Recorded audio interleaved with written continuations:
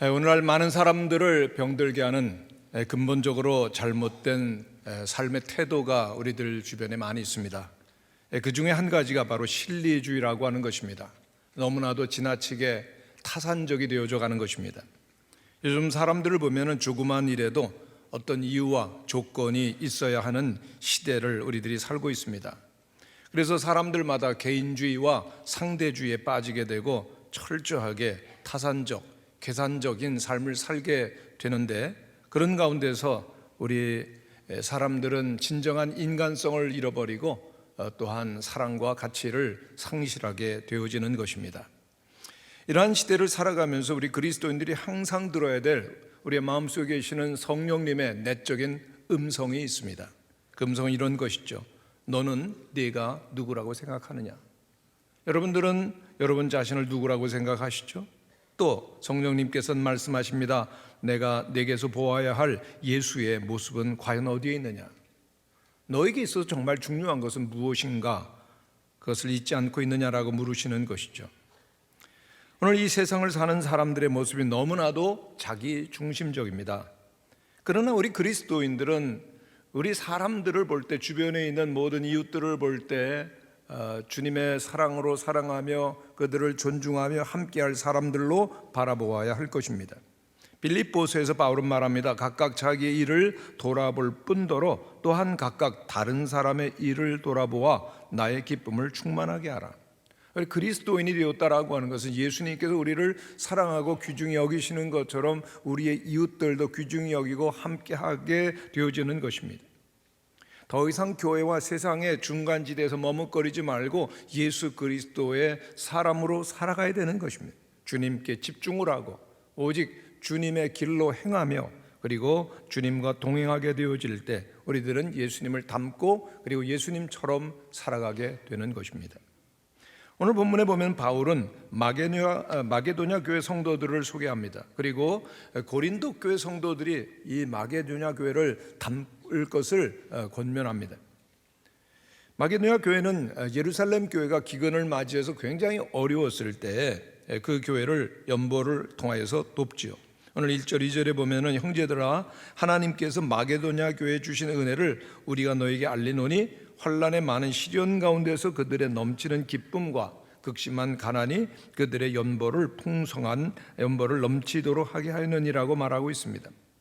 사도 바울은 그 마게도냐 교회 성도들이 아주 넘치는 풍성한 그러한 연보를 했다라고 말합니다. 정말 놀랍습니다. 그들이 풍성한 연보를 바친 것이 그 어떤 상황인가 하면요, 그 고린도 후서를 쓸 때 그 마게도냐 교회들은 극심한 환난과 시련이 있었고 또한 극심한 가난이 있었다라고 말하고 있습니다. 그런데 그들은 모두가 기뻤습니다. 자원하는 마음으로. 그리고 또한 그 예루살렘 교회 어렵고 힘든 성도들을 위하여 연보를 하되 풍성하도록 넘치도록 했다라고 하는 것입니다. 바로 이것이 은혜를 받은 교회 모습이라고 하는 것이죠. 마게도냐 이런 모습을 사도 바울은 보면서 모든 부족함이 없는 그런 물질적인 풍요로움 가운데 있었던 고린도 교회 성도들이 좀 도전받기를 원했었던 것입니다. 바울은 마게도냐 지역, 즉 빌립보, 데살로니가 그리고 베레아 등지의 교회 성도들이 정성껏 그렇게 마음을 모아서 돕는 그런 마음을 고린도 교회 성도들 좀 배워야 되겠다라고 가르치는 것입니다. 즉 오늘 우리들에게도 가르치는 겁니다. 마게도냐 교회 성도들과 그 교회들의 모습을 보면서 우리들도 믿음과 사랑을 배워야 한다는 것이죠. 그런데 이 마게도냐 교회 성도들이 그 어려움 속에서도 가난함 속에서 이렇게 도울 수 있었던 것은 그 근본적인 이유가 은혜라고 말하는 것입니다. 오늘 본문에 보면 은혜라고 하는 단어가 1절에서 9절 가운데 5번이나 나오고 있습니다. 은혜는 기독교의 아주 본질적인 요소입니다. 기독교는 은혜의 종교인데요, 은혜가 무엇입니까? 아무런 받을 자격이 없는 사람에게 부어지는 하나님의 사랑입니다. 성도 여러분, 우리들은 주님의 은혜를 받아서 구원을 받고 하나님의 자녀가 되었습니다. 에베소서에 있는 말씀을 보면 너희가 그 은혜에 의하여 믿음으로 말미암아 구원을 받았으니 이것은 너희에게서 난 것이 아니요 하나님의 선물이라고 그랬습니다. 오늘 우리 모든 성도들에게는 은혜가 부어졌기 때문에 믿음이 생겨 구원을 받게 되었는데 이것이 하나님의 선물이라. 근데 은혜라고 하는 말은 헬라어로 보면은 그 어근이 카라라고 하는 단어에 나옵니다. 근데 카라라고 하는 뜻이 기쁨이라고 하는 것입니다. 하나님의 은혜가 임하고 하나님을 깊이 알게 되어질 때 우리에게는 기쁨이 풍성하게 된다는 것입니다. 여러분, 그 마게도냐 교회 성도들이 소중한 물질을 나눌 수 있었던 것, 그것은 그저 자연스럽게 되어진 것이 아니라 하나님의 은혜가 풍성히 임하기 때문에 그 은혜를 알고 그리고 기쁨이 넘쳐서 자원함으로 되어진 일이라고 말하는 것입니다. 그렇습니다. 진정한 신앙생활이라고 하는 것은 하나님의 은혜를 체험하고 하나님의 은혜를 깨달음으로 말미암아 시작되는 것입니다. 골로새서 1장 5절 이하에 보면은 바울이 말합니다. 너희들이 하나님의 은혜를 깨달은 날부터 복음을 듣고 하나님의 은혜, 그 하나님의 사랑을 정말 그 경험하고 나면서부터 믿음이 자랐다라고 말하고 있죠. 하나님의 은혜가 임하게 되면 우리는 깨달음을 얻습니다. 야, 하나님 날 정말로 사랑하시네. 여러분, 하나님 여러분 사랑하심을 믿으십니까? 하나님께 날 이렇게 존귀하게 여기시고 예수님을 보내주시고 구원받고 하나님의 자녀가 되게 하셨구나. 그걸 알 때 우리들은 무한한 감사와 기쁨을 누리게 되죠. 은혜가 임한 것입니다. 바울은 우리가 구원받은 것, 이거는 어떤 조건이 아니라 하나님의 은혜라고 가르치는 것입니다. 어떤 행위로도 자격으로도 주님 앞에 설 수 없었던 우리들을 하나님께서 긍휼히 여기시고 우리를 위하여 예수 그리스도를 보내주시고 그 희생을 통해서 구원받은 것, 이것이 전적인 은혜요 우리의 감사와 기쁨의 제목이 되는 것입니다. 은혜가 임해야 되는 것이죠. 중세 한 영성가는 우리의 마음과 영혼을 그 물통에 비유를 했습니다. 그런데 그 물통의 성격은 아주 신비하다라고 설명을 합니다. 여러분, 그 물통에다가 물을 공급하게 되면 가득 채워지게 되죠. 그럼 물이 흘러 넘칩니다. 그런데 이 신비한 우리의 마음이라고 하는 영혼이라고 하는 물통은 계속해서 그 물이 부어지면은 그냥 채워지는 것으로 또 흘러가는 것 끝나는 것이 아니라 그 물이 채워지는데 점점 커지는 그러한 무한대로 커지는 그러한 특성이 있다라고 말하고 있습니다. 즉 우리의 영혼 가운데 하나님의 임재와 하나님의 은혜가 계속 공급되어지면 자꾸만 우리의 영혼이 커진다는 겁니다.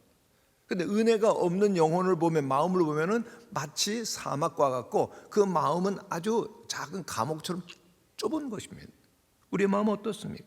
우리가 계속해서 하나님의 말을 바라보며 하나님께서 우리에게 계속해서 은혜를 주시게 되면 우리의 영혼은 넓어지고 확장되고 맑아지고 드디어 하나님, 그 영광주에 계시는 그 크신 하나님께서 우리의 마음과 영혼 속에 있다라고 하는 것을 발견하게 되는 것입니다.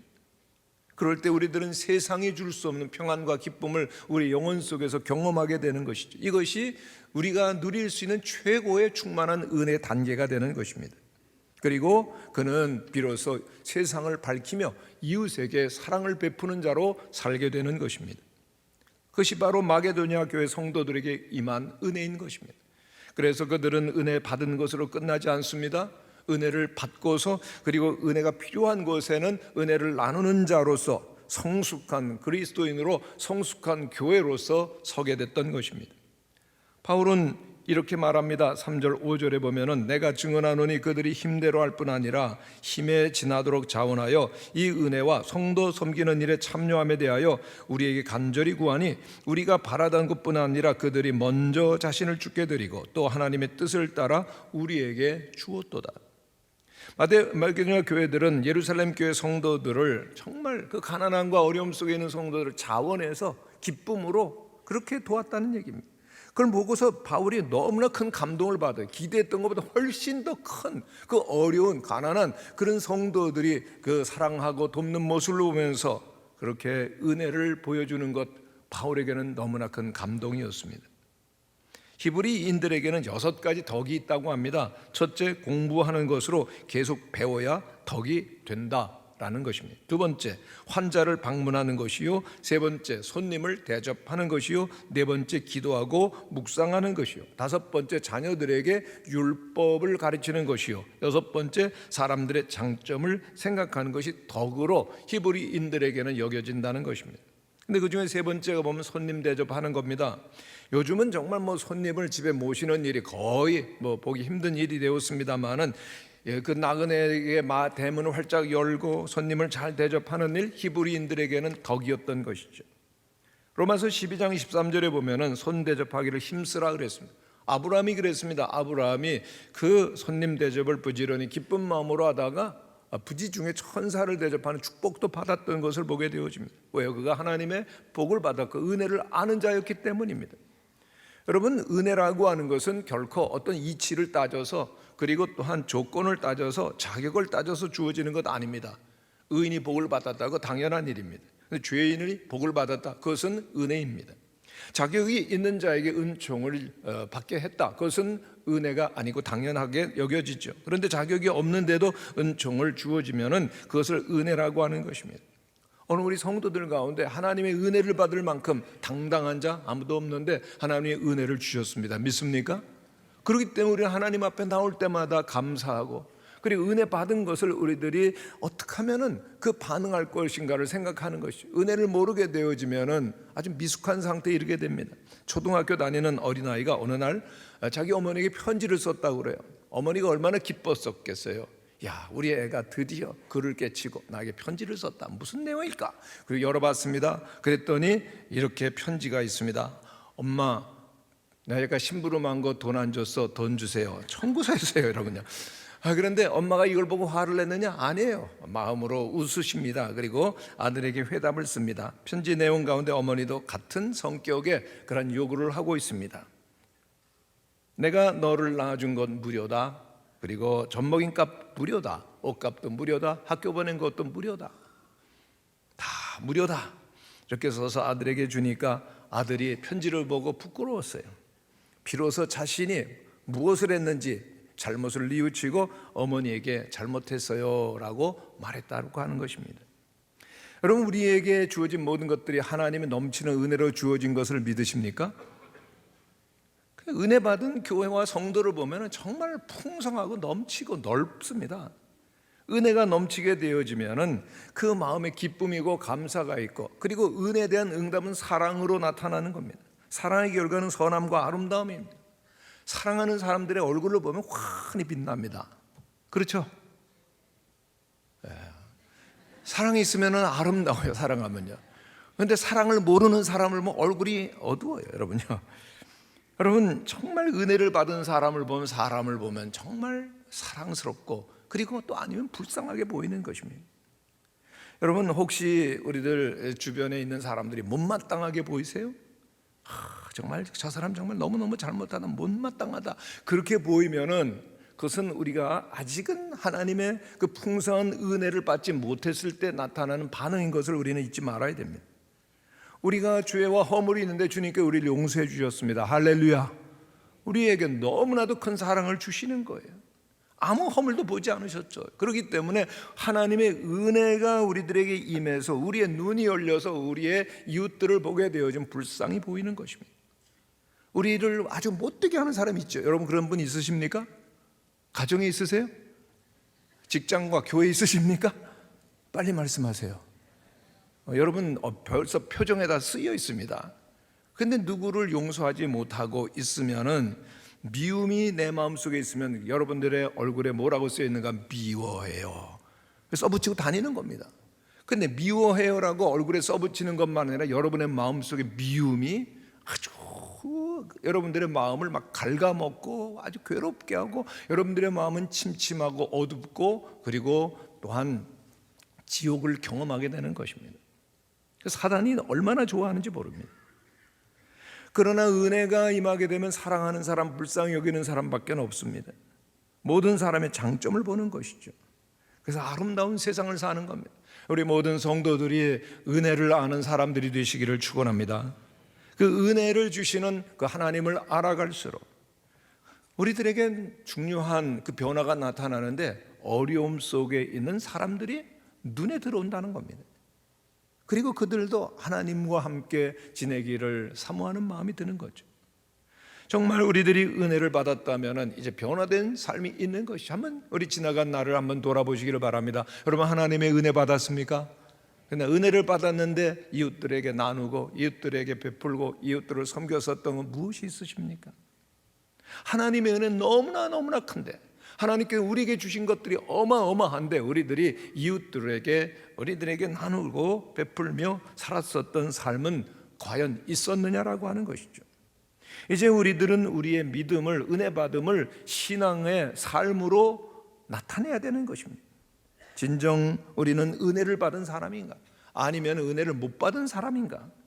은혜를 받았다면 받은 자로서 살아가는 삶으로 대답을 해가시는 우리 성도님들이 되시기를 바랍니다. 데이비드 시멘즈라고 하는 선교사님이 은혜는 큰 장애물이 세 가지가 있다라고 이야기를 했습니다. 첫 번째, 은혜를 받는데 장애가 되는 것은 자기 의존이라고 하는 것입니다. 자기가 너무나 많아요. 지나치게 자기를 의존합니다. 그래서 예수님도 그 마음에는 계실 수가 없으신 거예요. 왜요? 내가 가진 것이 너무나 많기 때문에 자기의 의, 자기의 노력, 자기의 공로, 그리고 자기의 모든 그러한 노력 등 자기가 많고 자기가 의지하는 것이 많기 때문에 은혜가 들어갈 틈이 없는 것입니다. 두 번째 장애물은 이기주의입니다. 자기 중심주의입니다. 자기 중심으로 가득하기 때문에 나 아닌 다른 사람이 들어올 틈을 열어주지 않아요. 자기만 알고 자기에만 집착하는 것입니다.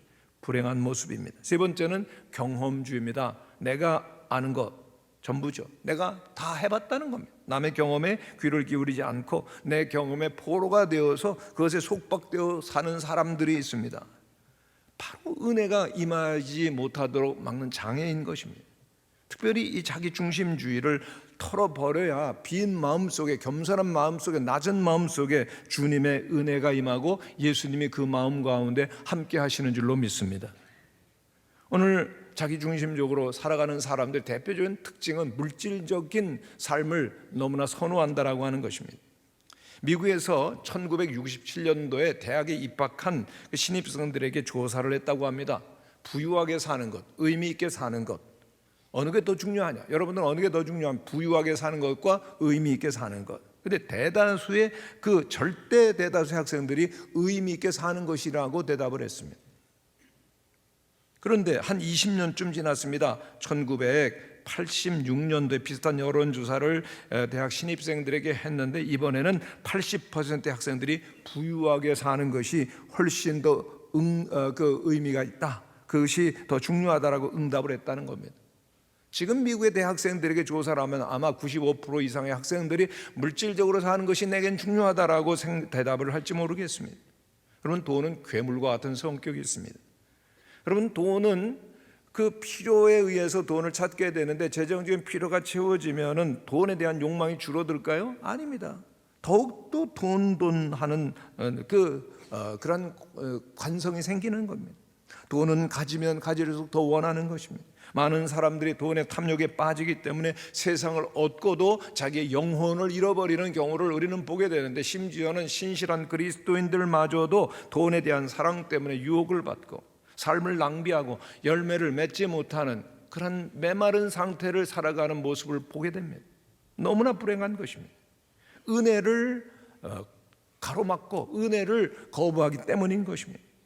성도 여러분, 다시 말씀드립니다마는 인생을 돌아볼 때 하나님으로부터 받지 아니한 것 아무것도 없습니다. 하나님으로부터 받은 선물이 아닌 것 아무것도 없다라고 하는 것입니다. 다 은혜입니다. 우리의 생명 누가 주셨습니까? 누가 주셨어요? 하나님 주셨어요. 우리의 가족들, 부모, 우리의 자녀, 딸 누가 주셨습니까? 우리의 이웃, 우리의 모든 소유 다 누가 주셨습니까?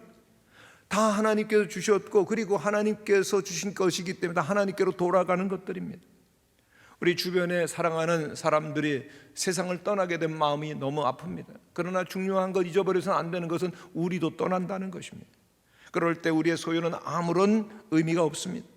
우리는 다 빈손으로 왔다 빈손으로 가는 존재요, 하나님께서 모든 것의 소유주이심을 우리는 깨닫는 것입니다. 그렇기 때문에 중요한 것이 있습니다. 남은 기간 동안 어떻게 살 것입니까? 사랑하며 살 것이고, 그리고 또한 의미 있게 살 것이며, 나누고 베풀고 섬기며 주님의 뜻을 이루다가 하나님께로 나가는 우리 모든 성도님들이 되시기를 축원합니다. 마가복음 10장에 보면 부유한 관원이 어느 날 예수님을 찾아옵니다. 굉장히 성실하고 겸손하고 율법을 잘 행하는 자였습니다. 어릴 때부터 율법을 알고 다 행했다라고 예수님께 말을 하는데 왜 예수님께 왔느냐? 어떻게 해야 구원을 얻습니까? 율법을 행하라. 다 행했는데요. 그런데 왜 예수님께 나옵니까? 율법을 다 행했지만 뭔가 부족한 것이 느껴지는 거거든요. 영생이 내게 정말 임한 것 같은 그런 확신이 들지 않고 만족과 기쁨과 의미가 없었던 것이죠. 그런 예수님을 향해 선한 선생님, 내가 하나님의 계명을 충실히 지켰는데 뭔가 부족합니다. 영생이 없습니다. 무엇을 해야 영생을 얻을까요? 그랬더니 예수님께서 말씀하십니다. 아직 부족한 것이 있구나. 그를 사랑하시며 말씀하셨습니다. 팔아서 남에게 주고 그리고 와서 네 십자가를 지고 나를 따르라. 근데 그 십자가를 지라고 하는 말씀에 그냥 걸려서 그 부자는 슬픈 기색을 띠고 돌아갑니다. 하나님의 그 풍성한 은혜를 받을 수 있는 기회를 그는 잃어버린 것이죠. 다시 한번 은혜가 무엇입니까? 아무런 자격도 능력도 없음에도 불구하고 우리에게 주어진 하나님의 은혜와 호의와 친절입니다. 바울은 고백합니다. 늘 그 하나님의 은혜 가운데 내가 사도가 되었다. 아니 죄인 중에 괴수인데도 내가 하나님의 은혜를 받고 이와 같은 일을 한다라고 그렇게 고백을 하는 것이죠. 오늘 우리에게도 늘 하나님을 보고 우리를 볼 때 우리에게 주신 은혜가 얼마나 큰가를 우리는 또다시 깨닫는 것입니다. 사도 바울은 그 마게도냐 교회 성도들에게 풍성한 은혜가 임했고 그리고 그들이 가난하면서도 남을 위해서 풍성히 베풀 줄 알았던 그 마게도냐 교회 성도들 얼마나 감동이냐. 그리고 고린도 교회 성도들에게 말하는 것입니다. 우리도 그렇게 남을 위한 사랑 속에서 은혜 받은 것을 증명해야 되지 않겠냐. 그리고 말합니다. 7절 8절입니다. 오직 너희는 믿음과 말과 지식과 모든 간절함과 우리를 사랑하는 이 모든 일에 풍성한 것 같이 이 은혜도 풍성하게 할지니라. 내가 명령을 하는 말이 아니요 오직 다른 이들의 간절함을 가지고 너희의 사랑의 진실함을 증명하고자 함이라. 명령하는 건 아니라는 겁니다. 은혜를 받았으면 감동이 돼서 자원해서 그 은혜를 성취해야 되지 않느냐라고 사도 바울은 권면하고 있는 것입니다. 고린도 교회도 이제 좀 나눌 수 있는 충만한 그 은혜가 있어야 되지 않겠냐? 왜? 하나님 살아계시기 때문에. 하나님께서 살아계시고 모든 역사를 주관하시고 우리에게 모든 것을 주시는 그러한 주권자이심을 믿으십니까? 아멘 소리가 너무 작죠. 하나님이 살아계심을 믿으십니까? 하나님께서 우리에게 모든 것을 주심을 믿으십니까? 여러분 공산주의의 특징이 무엇입니까? 기본이 공산주의의 특징은 잘 아는 것처럼 유물론입니다. 다시 말하면 하나님 없다 무신론이라는 얘기입니다. 무신론의 출발점은 바로 진화론입니다. 하나님을 인정하지 않아요. 하나님 없이도 자연세계 인간은 툭 튀어나올 수 있는데 그 인간의 근본은 동물이라고 말하는 것이죠. 동물에서 진화된 것이 인간이다. 그리고 우리들이 계속해서 개발하고 노력하면 이 세상 가운데 유토피아라고 하는 그러한 고통도 없고 잘 사는 그런 세상이 이루어질 것이라고 그들은 믿는 것입니다. 그러나 잘 생각해 보세요. 사람이 어디에서부터 시작했다고요? 하나님이 아니고 동물에서부터 시작됐다. 그러면 끝까지 동물의 영역에 머무는 것이 진화론이고 유물론입니다. 동물의 세계는 어떤 세계입니까? 약육 강식의 세계입니다. 살기 위해서는 상대방 죽이는 것 정당화되어지는 세계입니다. 그렇기 때문에 공산주의에 보면은 공산혁명, 피해 숙청 얼마든지 가능한 것입니다. 오늘 세계 속에 이러한 그 흐름들을 보면 우리는 불길하게 느껴지죠. 여러분 사람이 하나님을 부인하고 나면은 정말 모든 것 다 합니다. 왜요? 인간 존재의 그 자체 정체성을 상실해버려요. 우리가 누구냐? 뭐 동물인데 뭐 흙으로 왔다 흙으로 가는데 아무것도 없는데. 그동안 공산주의를 시험한 나라에서 실패를 경험했었던 이유는 그 기본 출발이 잘못됐기 때문입니다.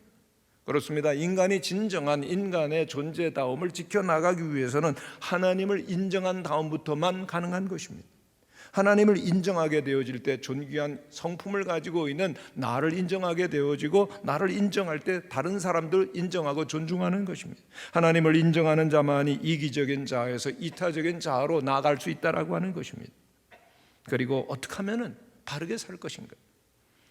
많은 사람들이 요즘에 무엇 생각합니까? 어떻게 하면 돈 많이 벌까? 어떻게 하면 세상에서 출세해서 명예와 권력을 더 많이 얻을까 생각합니다만은 그러나 이것이 하나님의 자녀들에게 첫 번째 가치와 우선순위가 되어서 안 된다라고 하는 것입니다. 성경은 늘 말씀하고 있습니다. 어떻게 하면 우리들이 하나님이 원하시고 기뻐하시는 삶을 살 것인가? 우리에게 주신 것 모두가 하나님의 은혜죠. 은사죠. 선물이죠. 어떻게 사용해 하나님께는 영광이 되고 이웃에는 덕이 될 것인가? 그것을 우리들은 기도해야 될 것입니다. 자녀들에게도 그렇게 가르쳐야 됩니다. 여러분, 자녀들이 어떻게 살기를 원합니까? 혼자 공부 잘하고 혼자 능력이 많아서 좋은 학교 가고 좋은 직장 가서 마음껏 벌고 잘 살기만, 혼자만 잘 살기를 원한다면 그건 진정한 부모가 제대로 가르친 것은 아닐 것입니다. 우리의 자녀들도 하나님의 마음을 가지고, 그리고 하나님과 바른 삶을 살고, 그렇게 정말 이웃들에게 덕이 되어지는 사람다운 삶을 사는 것이 부모가 가르쳐야 될 본분이 아니겠습니까? 돈을 버는 것 중요한 것이 아니라 하나님께서 주신 그 길을 걸어가는 것이 소중한 것이다 가르칠 수 있는 부모가 되어야 되는데, 그러려고 하면 우리들이 늘 입버릇처럼 가정에서, 직장에서, 교회에서 해야 될 말이 있습니다. 그것은요, 모든 게 다 하나님의 은혜입니다. 아멘이십니까? 모든 게 하나님이 주셨어요. 하나님께 돌아갑니다. 모든 것이 다 하나님의 은혜입니다. 한번 따라 하시기를 바랍니다. 모든 것이 하나님의 은혜입니다. 자녀들에게도 그렇게, 모든 게 다 하나님의 은혜야. 은혜야. 은혜가 아니면 우리는 설 수 없어. 오늘이 없어. 그리고 은혜를 알고 감사한 겸손한 자녀들로 가르칠 때 자녀들이 바르게 살아가는 것입니다. 9절에 있는 말씀을 보면 우리 주 예수 그리스도의 은혜를 너희가 알거니와 부요하신 이로서 너희를 위하여 가난하게 되심은 그의 가난함으로 말미암아 너희로 부요하게 하려 하심이니라. 우리 예수님은 온 모든 천지 만물을 지으시고 주관하시는 영광의 주가 되신 가장 부유하신 분이십니다. 그런데 낮은 모습으로 인간이 되시고 십자가에서 벌거벗기고 돌아가신 이유가 무엇입니까? 우리를 부요하게 하기 위해서. 스스로 가난하신 자가 되었고 생명까지 다 내어주셨습니다. 그 가난함으로 말미암아 우리가 부요하게 하려 하심이라고 성경은 말씀하고 있는 것입니다. 여기에 이 부요라고 하는 건 물질적인 부요가 아닙니다. 예수님을 믿었습니다. 삶의 의미를 알고 하나님을 찬양하며 진정한 인간다운 삶을 살아가는, 넉넉한 그런 인생을 살아가는 그 은혜를 성취하는 자로서의 삶을 말하는 것입니다. 이 은혜를 성취하는 자, 그 은혜를 받았느냐, 그래서 은혜를 나누는 자로서의 삶을 살아가라고 고린도 교회 성도들에게 바울은 지금 말하고 있는 것입니다. 여러분, 오늘 세상이 아무리 복잡하게 보여도 단순하게 보면 두 가지 세상이 있습니다. 하나는 빼앗는 세상이고 하나는 주는 세상입니다. 사람도 두 가지죠. 소유지향적인 사람이 돼가지고 그저 가지고 또 가지고 가지고 또 가지고 가지고 아무것도 못 가지고 가는 사람, 소유지향적인 사람입니다. 또 한 종류의 사람은 계속해서 주고 베푸는 겁니다. 언제나 얻는 것이 감사하고 기쁘고 은혜이기 때문에 베푸는 겁니다. 그래서 그것을 그 본분으로 알고 가치로 알면 사는 것입니다. 이제 우리들은 우리 자신을 돌아봐야 됩니다. 나는 과연 하나님의 자녀인가? 내가 하나님께로부터 받은 건 얼마이고 그리고 주는 것은 얼마인가? 내가 지금 소유한 것은 무엇이고 또 우리들이 나눈 것은 얼마일까?